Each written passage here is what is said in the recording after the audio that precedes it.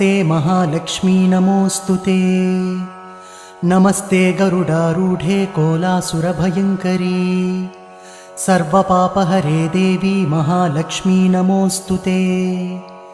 सर्वज्ञे सर्ववरदे सर्वदुष्टभयङ्करी सर्वदुःखहरे देवी महालक्ष्मी नमोऽस्तुते।